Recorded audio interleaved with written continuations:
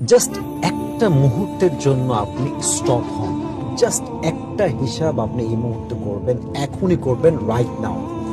নিজেকে আপনি জিজ্ঞেস করবেন যে যদি এই মুহূর্তে মালাকুল মউত আমার কাছে হাজির হয়ে যায়, যদি এখনই আমার মৃত্যু হয়ে যায় এবং রাতের বেলা আমার জানাজা হয়, আমি কি আদৌ আমার লাইফে have I done something like that যার কারণে আমি জান্নাতে যাব?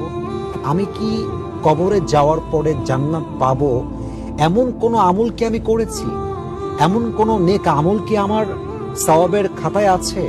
এমন কোনো জান্নাতে যাওয়ার কোনো রকম কোনো গুড ডিডস কি আমি করেছি? নিজেকে জিজ্ঞেস করেন। যদি আপনার মন আপনাকে সায় দিয়ে উত্তর দেয়, যার মাধ্যমে, যার বিনিময়ে, যার ওয়াসিলায় তুমি, যদি মন বলে যে ঠিক আছে আমি আমার জীবন অনেক ভালো আমল করেছি, আমি কবরে যাওয়ার জন্য প্রস্তুত আছি এবং আমার একটা কনফিডেন্স লেভেল আছে যে আমি মৃত্যুর পরপরই জান্নাতে প্রবেশ করব, তাহলে ঠিক আছে, তাহলে এই ভিডিও আপনার জন্য নয়, এই মেসেজটা আপনার জন্য নয়।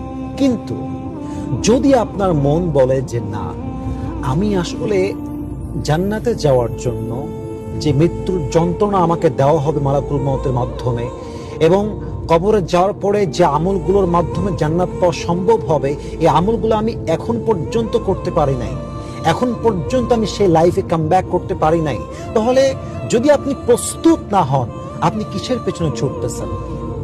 আপনি কই যাচ্ছেন? where you are going ফাইনা তাযহাবুন? আপনি যাবেন কোথায়? ইয়া আইয়ুহাল ইনসানু মা গররাকা বিরাব্বিকাল কারীম। হে মানুষ, তোমাকে কিসে প্রতারিত করলো তোমার দয়াময় রব থেকে? আপনি কবে হারাম ছাড়বেন? আপনি কবে জেনা ছাড়বেন? আপনি কবে সুদ ছাড়বেন? আপনি কবে ঘুষ ছাড়বেন? আপনি কবে চিটিংবাজি ছাড়বেন? আপনি কবে ধোঁকাবাজি থেকে বের হয়ে আসবেন? আপনি কবে হারাম থেকে বের হবেন? আর কবে?